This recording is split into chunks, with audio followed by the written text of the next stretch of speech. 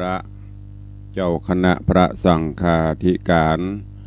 ภิกขุสงฆ์สามเณรจุตนจุองค์โดยความเคารพเจริญสุขเจริญปอน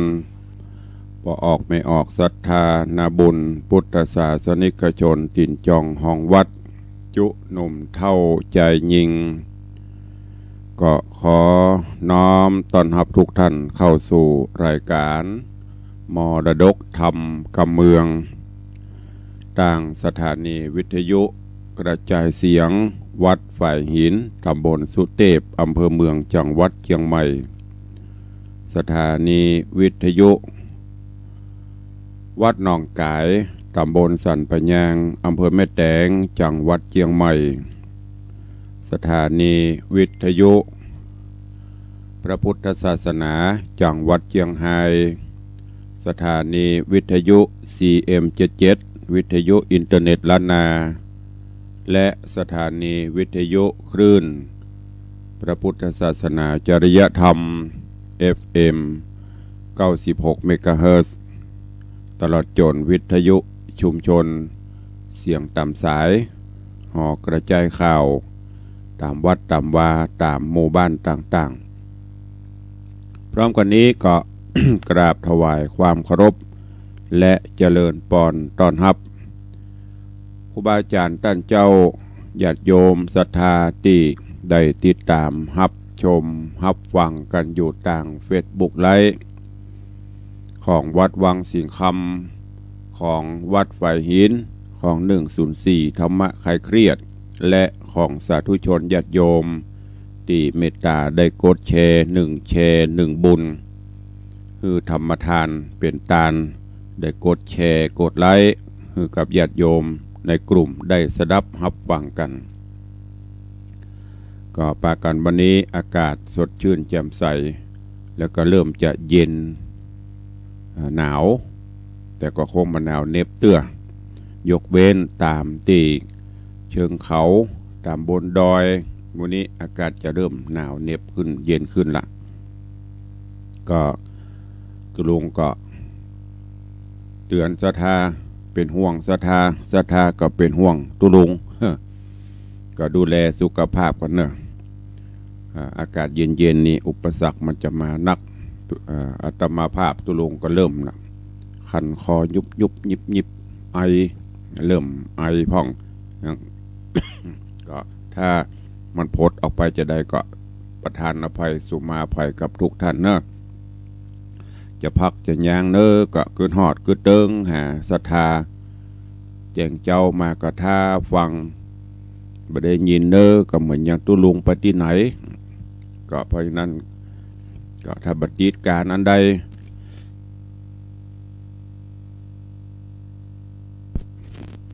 บัดจิตภารกิจการก็บละวันนี้ก็มาพบมาปากกับทุกท่านเหมือนเดิมก่อนที่จะได้เตะน้ำเตะธรรมฟังน้ำฟังธรรมก็ทักทายครูบาอาจารย์ญาติโยมตั้งหน้าเฟซหน้าจอก่อนเนาะเจริญปอนโยมทองคำที่วงคำโยมพินันจรันปิยจันทร์เจริญปอนโยมอัญชลีคำกิติ โยมพลอยใจดีกับใบสาเจ้าข้าสาธุเจริญปอนเนอเจริญปอนแม่อุ้ยน้องแฮกเกอร์ใบสาเจริญปอนโยมแม่จันดีวิสุทธินันกราบนมัสการเจ้าอากาศเย็นแล้วนะจ๊ะ เช่นกันนะจ๊ะเย็นสบายละเริ่มจะไอเริ่มจะจืดเหนื่อยแต่ก็ประคับประคองไปทำวันนี้ให้ดีที่สุดหมอมันมีอาการก็ฉันยุกฉันยากินยาไปพาราพ่องอย่างก็ฟ้าทลายโจรพ่องน้ำฮ้อนพ่องน้ำขิงพ่องวันก่อนซื้อน้ำขิงซื้อขิง กินเจนละไว้หมดไปกล่องละ วันหนึ่งไป2-3 ซองครับคุณเนอะโยมแม่ที่เป็นห่วงกราบถวายการต้อนรับท่านเจ้าจารย์พระครูสถิตเจติยรักษ์ท่านเจ้าคณะตำบลแม่แฝก ท่านเจ้าอาวาสวัดเจดีย์แม่ครัวโฮงใหม่เปิ้นห้องใหม่เปิ้นงามเนอะ แสดงความยินดีโดยประเมินเปิ้นจะได้นอนห้องใหม่ละของในวังยังบ่หือบ่เตื้อได้ลือได้เตอย่างเตื้อให้เมินอยู่จะได้อยู่อย่างเปิ้นนะขอเจริญปอนโยมโจนจันทร์ซอนคำเนอะกำลังเข้ามาชมเจริญปอนปเลี้ยงธนวัฒน์สุสิงคำเมเลี้ยงทัดพิชาสุสิงคำยายเพลินเปื้อนเกษตรกำลังเข้ามาโยมทองคำที่วงคำกับใบสาเจ้าอากาศเย็นเจ้าตุลุงดูแลสุขภาพด้วยเนื้อเจ้าก็นั่นนะได้ตึงดูได้ตึงแลได้ตึงพอเนี่ยเจ้านี่เป็นได้พ้องกันตะลึงสะบึงเหมือนกันนะตื่นมาตี 5ป่ายฟังส่งน้ำส่งท่าก็มาเทศนาเตรียมความพร้อมเนี่ยก็ดูแลกันไปประคับประคองไปอย่างที่ลุงบอกตะเกียทำวันนี้เวลานี้ปัจจุบันนี้ให้ดีที่สุดมันมีอย่างเกิดขึ้นก็หาวิเคราะห์หาสาเหตุอีป่อยแม่เขาก็เหมือนกันดูแลสุขภาพกันไปเจริญปอนโยมลักษณะเกดีไว้สาเจ้าแล้วก็มีปเลี้ยงปิดท้ายรายการขอบคุณทุกท่านตัวเองที่ได้เข้ามาเป็นกำลังใจซึ่งกันและกันก็ขอให้วันนี้เป็นวันแห่งความสุขของทุกท่านเนอะกับขอบพระคุณท่านผอ.ตัวเองตื่นเจ้ามาก็ต้องคอยมาดูแลในด้านการไลฟ์สดควบคุมคอนโทรลในหน้าจอสถานีมรดกธรรมของตัวเองก็อนุโมทนากับขอบคุณท่านพระครูสมุวิศวัตรวรกิโจท่านผอ.104ตัวเองวันนี้ก็มาฟังกันต่อตัณหา3เงา จึงเป็นธรรมะสาระที่เข้าได้กับยุคทุกสมัยสามารถนำไปปรับปรุงประยุกต์ใช้ในการดำเนินชีวิตประจำวันของทุกท่านตัวเองแต่ว่าเทศนามาถึงตอนที่ผูกที่2ตั้งปลายละวันนี้ก็จะลวดขึ้นผูกที่3ตัวเองก็เชิญทุกท่านได้ติดตามรับฟังพระธรรมตวานี้มาถึงยังตอนตี ลูกสาวนางเขมาซึ่งเป็นคนงามคนดีได้ตายแล้วก็ต่างพุทธเจ้าโพธิสัตว์ต่างพระผู้มีพระภาคเจ้าก็ค่อยเอาสรีระร่างสังขารของนางนั่นนะมาฮือผู้ที่ยังมีชีวิตอยู่ที่เกยหลงไหลในตนตัวของนางว่างามว่าสดสวยบัดนี้ตายแล้วจะเป็นจะได้พ่องก็จะได้เอาร่างนั้นนะคือเป็นปริศนาธรรมคือเป็นข้อคิดที่ในปัจจาเรื่องราวจะเป็นจะได้เชิญทุกท่านติดตามรับฟังกันในผูกต่อไปตอนต่อไปณโอกาสบัดนี้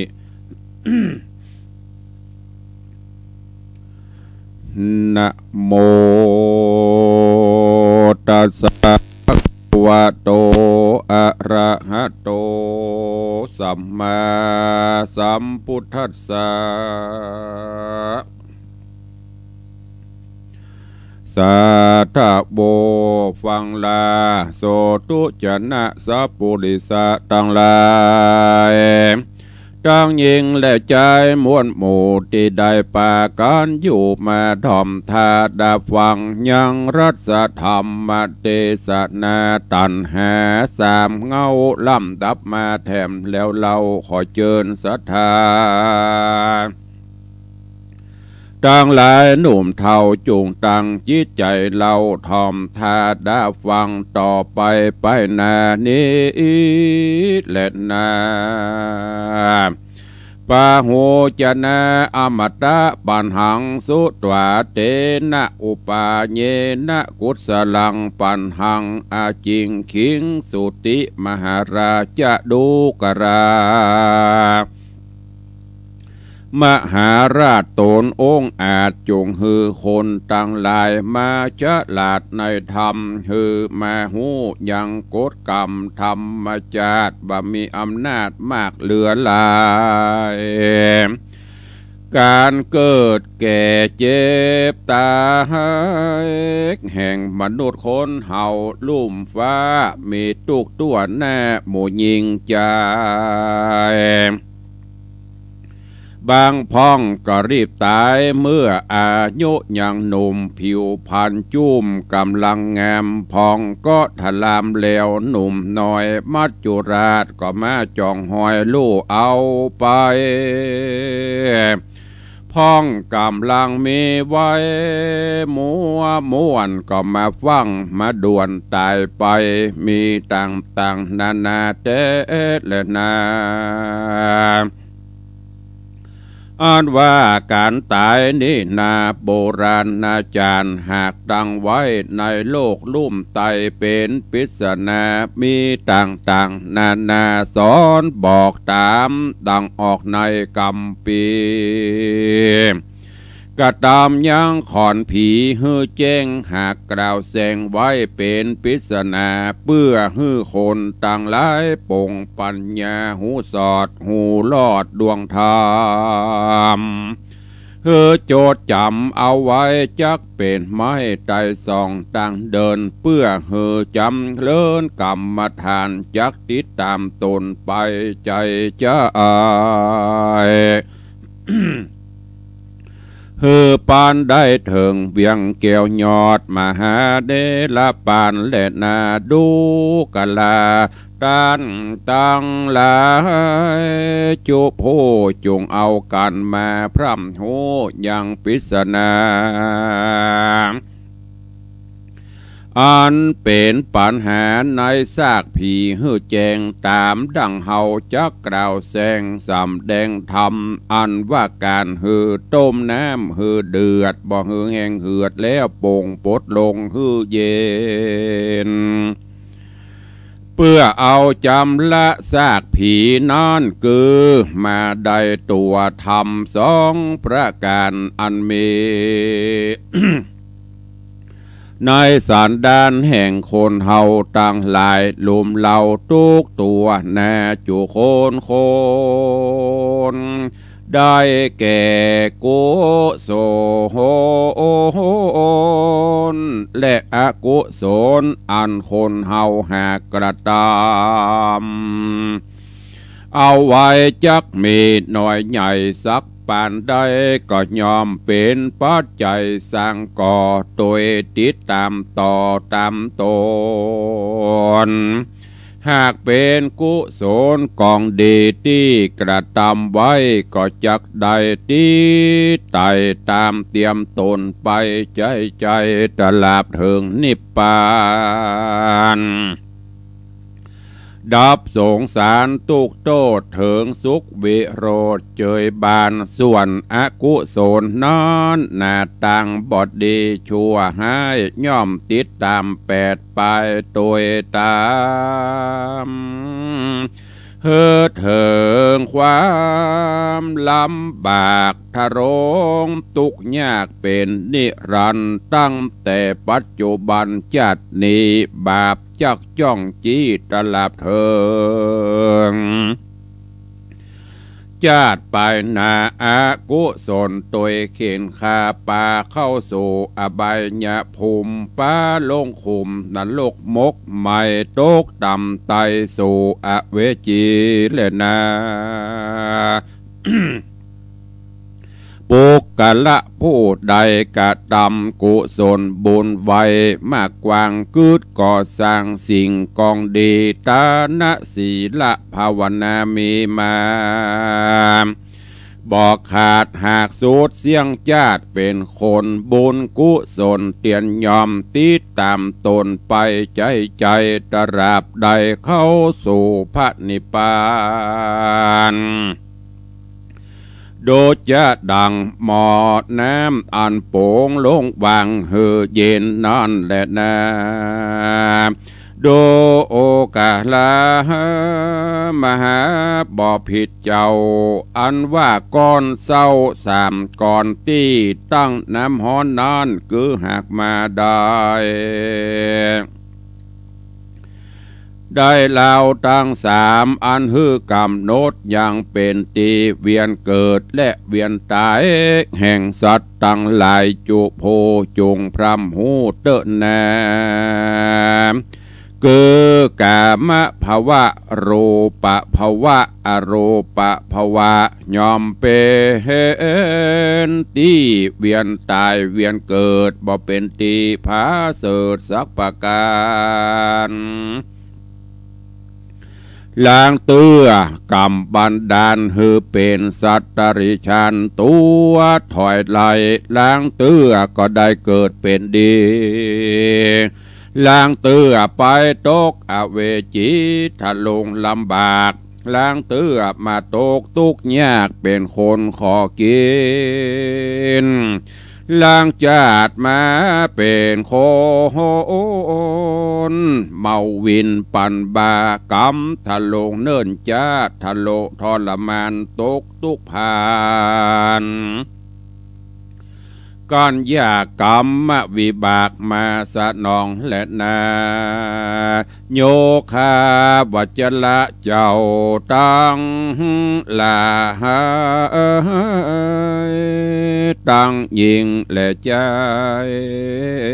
เนอเจ้าเตียนยอมแหน่งนายนั่นเล่ายังภาวะตั้งสามอยู่ใจใจผ่านแต่ใครใดตังพระนิพพานอันเป็นสุขเยยบานยิ่งโยดดับทุกโทษในวัฏสงสารก็ย้อนภาวะตั้งสามหูจักไหวกรอนคอนเงียงบิดเบี้ยวเบี่ยงเปปังมีแต่อนิจจัง ทุกขังอนัตตาแน่แจงตามดังแสงเทศนามาดูราสะปุริสาตั้งลาหายจงฟังอัตถาไขกล่าวจีดังจักเทศนาไปนานี้บ่อยาเจริญนาอันว่าน้ำฮ้อนนั่นหนาคือหากมาได้รูปะขันตนตัวของเฮาและเขาตานเตียนย่อมจักแตกละลวนเปปางมันบ่สาจางสักสิ่งหูมวยมิ่งจุคืนวันยามมันบอกขับตามกำพาทนาของคนเฮาสักเยื่องขับไปตามเรื่องกฎธรรมดาอันว่าน้ำฮ้อนเดือดคือได้แก่จิตวิญญาณของคนเฮาเอาไม่ตัวกิเลสบาปไปเผาโลนมาเวียนบนบ่อแห้งเหือดเหมือนน้ำพงเดือดก็ย้อนป่องเปลวไฟโลภะขนาบขับใจฮือใครมีใครใดยังวัตถุเข้าของ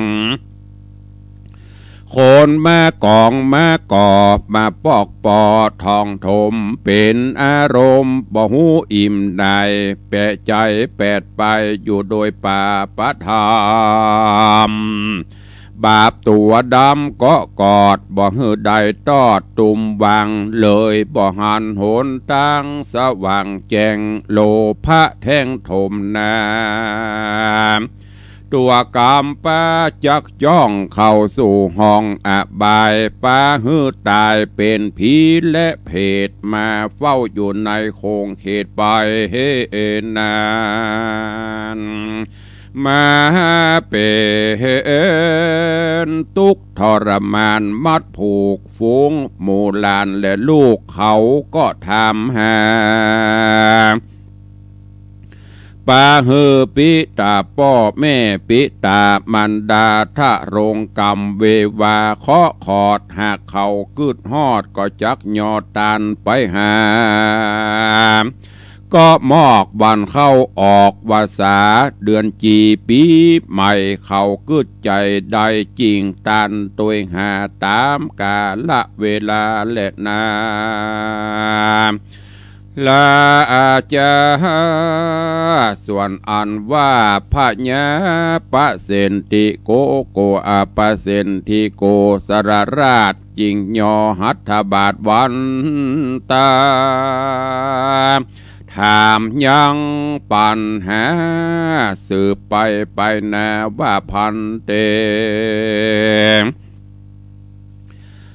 ข้าแด่เจ้ากูอันว่าเขาหากเอาไฟ3 เส้นมามัดเกณฑ์อย่างข้อตีนข้อมือและก้องคอนั้นหากได้ทำตัวใดนั้นจะตีนานพระมหาเห็นเจ้าหากรู้แล้วเล่ายังกรรมปริศนาจริงตอบแก่พระจอมจึงเงาว่าทำตัวนี้เล่าหากได้ตัวตันหาปุตโตกันเทไฟ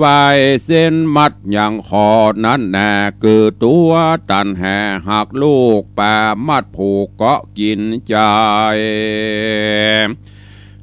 มีแต่การอะไรเป็นห่วงเป็นเชือกบ่วงติดนาบนิ้วมาเกาะกลุ่มเกี่ยวนิ้วนองวันจ้องจักจ้องบ่ฮือใดสวะวาง บ่โยตั้งใจบ่โยตั้งใจสั่งซักเยื่องมัวเมาแต่เรื่องลูกและหลานเอามาเป็นอุปทานผูกขาดเลยตั้งอยู่ในความประมาทบ่หันทำมาก่อกรรมยันโยงเหมือนกำปุ้งผ่านใส่ใหญ่แต่และนาถ้านางป่าเต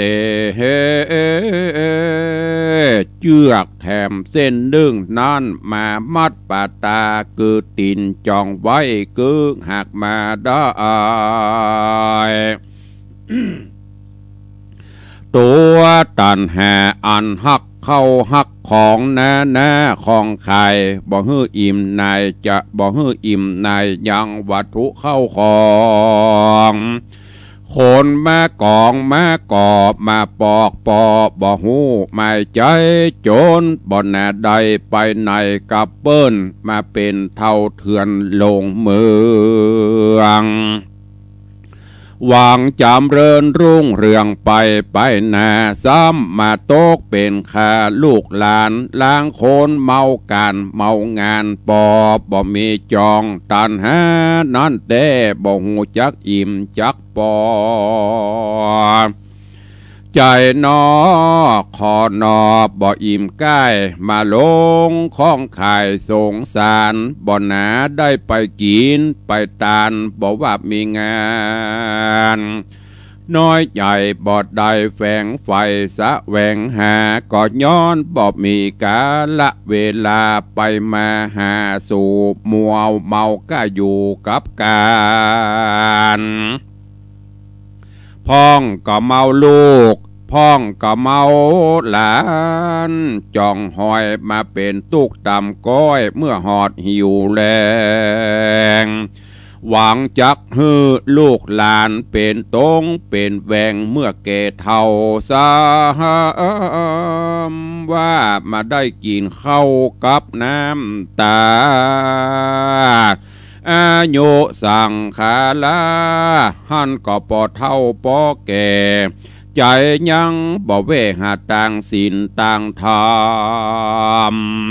มัวเมาทะลำหาต่างมัวดำกำเศร้ามาตกเป็นเท่าถอยอนาถาและนาพระลิญาหาเทอันว่าตันหาตัวนี้นาจุดุจยะดังเจือกเส้นมามัดเกณฑ์ยังแขนบ่ฮือได้ใกล้บ่ฮือได้กายแก่ใกล้แกนยังอิทธินาลีหนุ่มนาว มีพระลิญญาเป็นเก้าเกิดตัวกามะคุณมันจ้างมานุนมานองมัดจองก้องฮือวำวายฮือคนเจ็บหายหลายเหลือโลนปลาตัวบ่อโปนย่อมตายไปอันว่าอิทธินารีกับตังภริญาเมียมิ่งมันเป็นสิ่งกวนเชื่อใจ ว่าเป็นภัยเนี่ยอันตรายเหลือแหล่บอกกวนข้องเว่มักโมมบอกกวนเอามาเป็นอารมณ์ทมแนนมันจ้างกั้งแก้นไปลุนแม้นว่าเป็นกุลก็มีแต่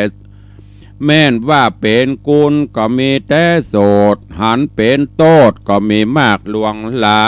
ยปาคนจิบหายตายย้อนบ่ใจหน่อยมาตกต่ำกอยจีวังพระพุทธังจริงสอนสั่งเฮอปพิจารณาอย่างเทิงมโนในว่ามีสิ่งใดควรวางใจทวนทีฮือหูแม่นที่สี่ประกา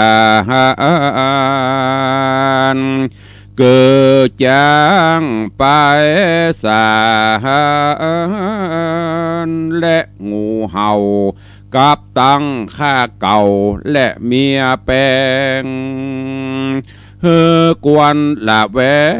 งไปจุวันใจอย่าหลงได้ประมาทลาสาวะอ่าน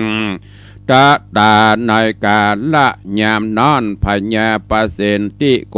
สลราชมีภาษาตาอาจยินดี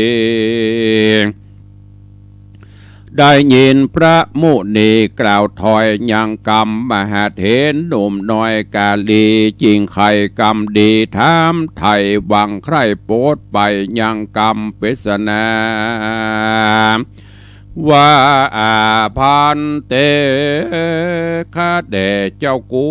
อันว่าขั้นใดสามขั้นอันเขากายฮื้อผีลงเหือนนั้นนาหากจักใดทำตัวใดเราจะเทโรอันว่ามหาเถรหูแล้วยังกรรมเกี่ยวปริศนาจริงจะก้อยตูนสาว่าคันใดนั้นนาเป็นสันใดก้อยติดตามฟังไปในปันนี้ในโอ ก้อยจักติดตามฟังไปเดเตอนาเทโลอันบามหาเถรหูแล้วก็กล่าวเกกปริศนาว่าปันว่าขั้นใดสามขั้นนั้นนะคือหากมาใดภาวะต่างสามอันเป็นที่เกิดที่ตายแห่งสัตว์ต่างหลาย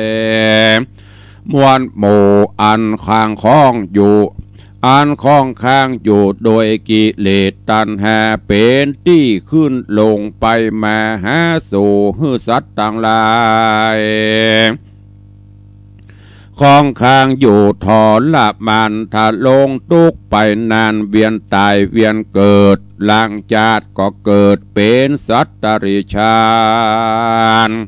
หาประมาณบอดใดล่างเตือโตกต่ำไตไปนานแต่และนาพญาปะเสนติโกสลราชจิงทำปัญหาแถมว่าอันที่เขาตามไฟไว้หน้าข้าผีตายตันได้เกทำตัวใดนั้นจะมหาเถรเจ้าหูแล้วยังปัญหาเกี่ยวปริศนาจริงใครขี้ยาฮือเก็บพญาเจิงเจ้าเอาว่าตามแบบเบาโบราณอาทิตการก่อนเก่าคนแก่คนเท่าหากตัวตามแปลงไฟยาม ไว้ส่องในเขตห้องคาบคนตายอันนี้ต้านกฎหมายเฮอโหได้แก่คนจุผู้เกิดมาในโลกโลกาเกิดต้านเตือนสติฮือพิจารณาตัวเหตุฮือสังเกตถึงตัวตน ว่าเกิดเป็นคนฮือใสส่องแจงหูตัวแห่งกองให้และดีแล้วฮือหนีเสียต่างบาปอย่าได้แบกหาบตัวกรรมอย่าเป็นคนมัวดำมืดบอดเป็นคนเมากอดอุปาทานเกิดมาในสวัฏสงสารนี้นาล้างจาดอย่าได้ประมาทชีวิตตนอย่าได้ลงเมาบนไปสู่ต่างมืดหือต่างอยู่ในศีลธรรมพระเจ้าแห่งศาสนาเตนา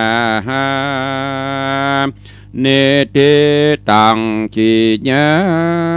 สังวันนาวิเศษจาห้องเหตุธรรมเทศนาตันหาสามเงาผูกทวนที่สองตอนที่สามก็บังโกมสมเรศสเดช วันนี้ก็ฟังธรรมเทศนาตันหาสามเงาขึ้นมาผูกที่สองจบไปกำลังขึ้นมาสู่ยังผูกทวนที่สามซึ่งตอนนี้เพิ่นก็กำลังเอาสรีระร่างของเขมาเป็นปริศนาธรรมข้อคิดเตือนสติ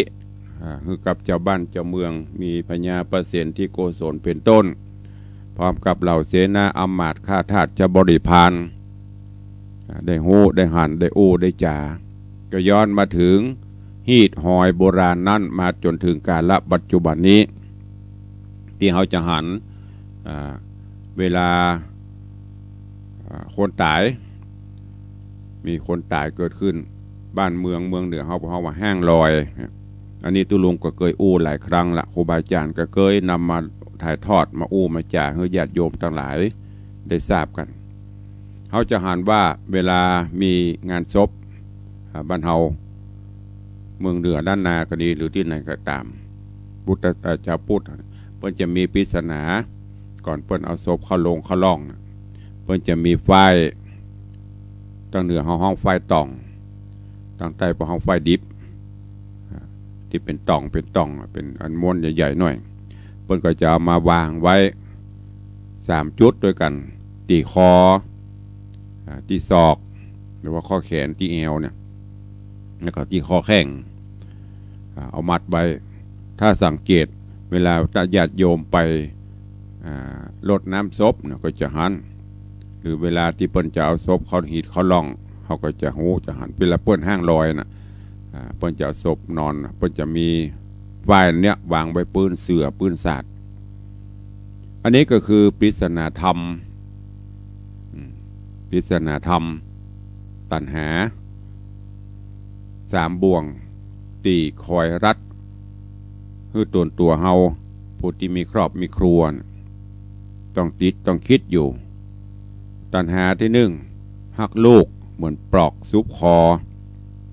เนี่ยไผที่มีลูกมีเต้าก็จะหูว่าอ๋อความหักของพ่อของแม่เป็นเจไดจะไปหั่นจะไปนี่ก็ห่วงลูกจะกินหั่นกินนี่ก็คือตึงหาลูกเนี่ยหักลูกเหมือนปลอกซุปคอเนี่ยถ้าไผยังบ่มีลูกนี่จะบ่ฮู้ว่าความหักของพ่อแม่เป็นจะใดการตะค่อมไปฝังโล่นไปเปียแข้งเปียแขนไว้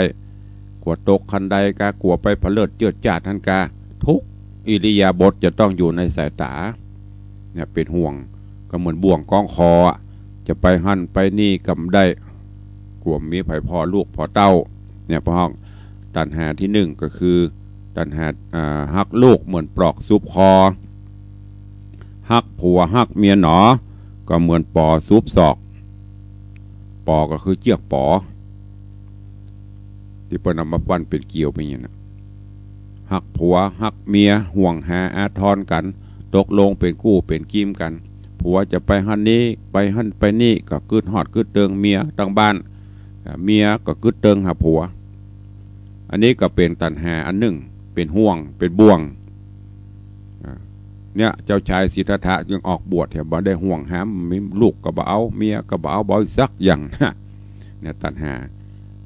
ห่วงเข้าห่วงของ สมบัติไปนอกเหมือนปอกซุปตีนเนี่ยตีดคนสอนครูบาอาจารย์ก็เตือนตลอดตัวลุงก็เตือนกูเจ้ากูค่ำบอกตลอดห่วงเข้าห่วงของฮักลูกเหมือนปลอกซุปคอฮักผัวฮักเมียหนอเหมือนปอซุปศอกห่วงเข้าของสมบัติไปนอกเหมือนปลอกซุปตีนจะไปหั่นไปนี่ก็ห่วงมีนักก็ตุกบ่มีก็ตุกห่วงนั่นห่วงนี้เก็บไว้ดีละกะลืมล็อกกุญแจกะเป็นห่วงล่ะหรือว่ากลัวโจรผู้ร้ายกลัวนั่นกลัวนี่มาชกมาชิงมาวิ่งจะไปกินไปตานก็ห่วงบ้านห่วงหั่นห่วงนี่อันเนี้ยเป็นตัณหาเป็นเชือกบ่วงรัดเห่าตึงวันเนี่ยแต่บัดแต่ด้านต่างหลายลองเอาไปกึดตุลุงนี่ว่าไปเลยก็ลองกึดพอว่ามันเป็นทุกข์หรือไม่นะไม่ใช่ว่าบดีนะมันทุกข์ก็มีลูกก็ทุกข์เปิ่นไปกินก็ไม่ได้ไปเปิ่นไปตานก็ไม่ได้ไปห่วงเข้าห่วงของนักลำไปก็นักลำไปจะมีวิธีบริหารจัดการจะได้ฝากไว้เอาไปคิดกันคนเดียวจะสละไปจะได้บ่มีลำไปกับบดีเหมาะอันเนี้ยพุทธเจ้าบอกมันเป็นของทุกข์ถ้าบ้านเปิ้นไปสละราชบัลลังก์ของเปิ้นใหญ่เปิ้นเป็นถึงเจ้าฟ้ามหากษัตริย์ได้หมดมีเสนาอำมาตย์ข้าทาสบริพารเป็นบุญวาสนาของเปิ้นก็ยังสละหมดหมู่เฮานี่ก็เลยจะเอาติกกอบโกยเข้ามาเลี้ยงกันนกเขากุกรูของกูอยู่ตึงวันน่ะสุดท้ายตายมาแตกโพะของกูกับใจของมึงกับใจลู่ญาติชิงกันไปโมดเนี่ยเตือนตลอดนะไม่ใช่บ่เตือนแต่จะเอาบ่เอาเป็นแถมเรื่องหนึ่งของญาติโยมทั้งหลายเตือนพระเตอะตุลุงมาเป็นกรรมก็ฮับกรรมใจกรรมกันไปเปิ้นถึงบอกว่าเปิ้นเป็นพุทธเจ้าเป็นเพียงแต่ผู้ชี้แนะเพียงแต่เป็นผู้บอกทางตุลุงก็เอากรรมวันเนี้ยมาชี้มาแนะมาบอกทางหนทางแห่งความสว่างไสวทางแห่งความปลดโปร่งเบาบางบ่ใช่บ่ได้แนะนำเพื่อนละทิ้งขว้างเบาอย่างสักอย่างกับบ่ใช่นะเอาแต่พอเหมาะพอควรหูจักโปรดจักโปร่งจักปล่อยจักวางเฮาก็จะมีความสุขนี่ก็ฝากไว้กับทุกท่านตัวเนอะยังแหมผูกอยู่เพื่อจะมีคนเฒ่าคนแก่ครูบาอาจารย์เฮามาก่อนเนี่ยปริศนาอย่างกับเฮาไปงานศพน่ะก่อนบ่กองตายปุ๊บนะบุกเข้ามาเปิ้นจะต้มน้ำอุ่นน้ำฮือเอามาอาบน้ำศพประเด็นนี้เปิดแก๊สแต่ก่อนก้อนเศร้า3ก้อนตั้งหันมันแต่ละอย่างมีความหมายทั้งนั้นเปิ้นเอามาอู้ให้ฟังนะขั้นใด3ขั้นเวลาจะเอาศพลงเฮือนมันหมายถึงอะไรอย่างมีสปะติดตามฟังไปเนอะฟังแล้วจะไปโอ้ม่วนดีตุลุงทำเรื่องนี้มีสาระนั่นแหละถ้าบ่มีสาระไปถึงบ่มาเตะให้ฟังเพราะฉะนั้นมีสาระและเก็บเอาไปเอาสาระนั้นปิกไปตัวจะไปฟังเอาม่วนจะไปเป็นเกาเท่าเฝ้าดอกบัวเป็นแบบอย่างหลวงพ่อพระโคนโอภาสเป็นถึงบ่าขึ้นจั่วหัวเป็นถึงวันเก็บเอาแก่นเอาสารเอาไปคิดพิจารณาเอาไปใช้ในการดำเนินชีวิตประจำวันเนอะฝากไว้กับทุกท่านตัวเวลาบาลีมิได้มีแต่คอยใครมันหมุนไปวนก็เดียวก็จะจบก็เดียวก็จะหมดเวลาละก็เหลือเวลาแถมน้อยก็มีข่าวฝากประชาสัมพันธ์แจ้งให้ญาติโยมทั้งหลายในตุลุงก็ประกาศให้ไปเรื่อยเพราะใกล้มาก็คืองานทำบุญพระราชทานเพลิงศพที่วัดหนองปลาครั่งเนอะเริ่มวันที่14วันอาการที่14ธันวาแล้วก็จะไปพระราชทานวันที่18วันเสาร์ที่18ธันวาเจริญปอนประชาสัมพันธ์ให้ทุกท่านด้วยแล้วก็ ก่อนที่เขาจะได้อู้ได้ก็ขอทักทายพี่น้องครูบาอาจารย์ญาติโยมที่เข้ามาตั้งหน้าจอหน้าใหม่วันนี้อากาศก็รู้สึกว่าจะแปรปรวนจะเย็นมาพ่องจะว่าหนาวแต่ได้ก็ไปเชิงนะอากาศจะเนี้ยสุขภาพจะเริ่มแย่ๆก็ดูแลกันไปเนอะก็เจริญปอนคุโยมอัมพลรัตตา เจริญปอนโยมพี่หมอมัทนาอัมพันธ์เจริญปอนคุโยมรัชนีมณีสว่างกำลังติดตามรับชมถวายการต้อนรับตุปีสมพรทิตโสพโนแล้วก็มีอันนี้อย่างเป็นภาษาอังกฤษ อ่านไปได้เอาไว้ก่อนเนาะอย่างเร่งลัง อ่านดีกว่าเดี๋ยวมันจะผิด ถวายการต้อนรับท่านเจ้าอาจารย์พระครูสิริวชิโรภาสสาธุอนุโมทนาบุญแสดงธรรมครับสาธุครับผมท่านเจ้าสิทธิชัยอินทวโนกราบสาธุแล้วก็โยมตู่ กำลังเข้าชมอยู่กับใบสาเมตตาแสดงธรรมนี่เป็นผู้ติดตามรับชมรับฟังกันอยู่ทางหน้าจอเฟซบุ๊กไลฟ์ก็เดี๋ยวจะได้หมายตักตายพี่น้องทางบ้านทางจองพอเจ้านี้จะมีกี่เสียงกี่สายจะเกิน10กว่าจ้าวันนี้เอาห้างเวลาไว้ให้10 นาทีทำกระเตดให้เต็มตีละเพลงก็ให้ฟังจะห้างไว้สัก10 นาทีพอจะมีหลายก็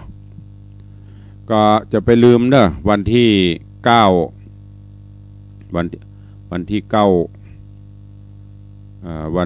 9 มกราคมก็จะมีงานทำบุญสถานีวิทยุ104และตอดพระป่าบำรุงสถานีเนอะที่วัดฝ่ายหินก็น้อมเอิญเชิญชวนญาติธรรม FC ทุกรายการเนอะอย่างที่ได้บอกไปหลายครั้งแล้วเอาฟังม่วนฟังเพราะก็โดยมีต่างสถานีเป็นกู้เป็นกิมต่างสถานีให้ความสุขกับท่านแต่ก็ความทุกข์ของเพิ่นก็มีทุกข์อะไรอย่างก็ต้องบริหารจัดการในด้านปัจจัยการน้ำกับไฟการบำรุงเครื่องบำรุงอย่างซับปะเหมือนกันเนอะเพราะฉะนั้นเราก็ระดมทุนช่วยกันปีละครั้งโดยนำข่าวนี้มาบอกให้กับทุกท่านตัววันที่9 มกราคมที่วัดฝ่ายหินแล้วก็วันที่8ถึงวันที่12ที่ม่อนพระศรีสองเมืองหรือดอยนางแก้วเปิ้นก็จะมีการเข้ากำประพฤติวัดปฏิบัติธรรมร่วมกันสร้างเจดีย์ระหว่างดอยนางแก้วระหว่างเชียงใหม่เชียงรายที่ม่อนดอยนางแก้วเพราะว่าม่อนพระศรีสองเมืองก็ดังที่อาจารย์พระครูอภิวัฒนวิกรมได้ประชาสัมพันธ์ไปเนอะเชิญชวนญาติโยมไปให้ไปห้อมไปห่วมกันตั้งแต่วันที่8 9 10 11 12ที่12เพื่อจะมีพิธีบรรจุวัตถุมงคลสารีริกธาตุขึ้นบนพระธาตุเจ้าเจดีย์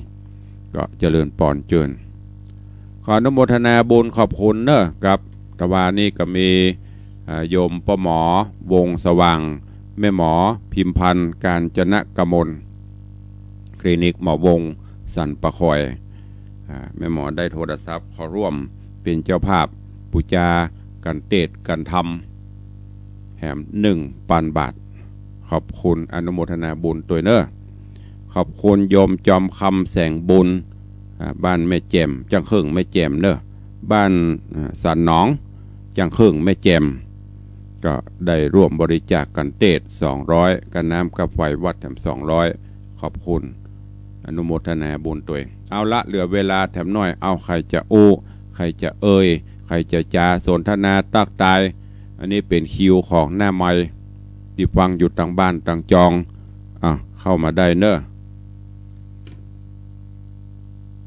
0817836540โทรศัพท์มีไหนฮะโทรเข้ามาเนอะใครจะอู้จะจะจ่าตัวเอง0817836540 40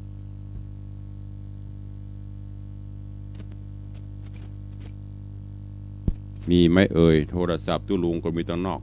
ลองโทรเข้ามาละมันมีไหนฮะไม่ได้เอาวางวณิธกรรมใครจะอู้จะแจ้งจะโทรเข้ามาก็ว่าปิดเสียงบ่ฮู้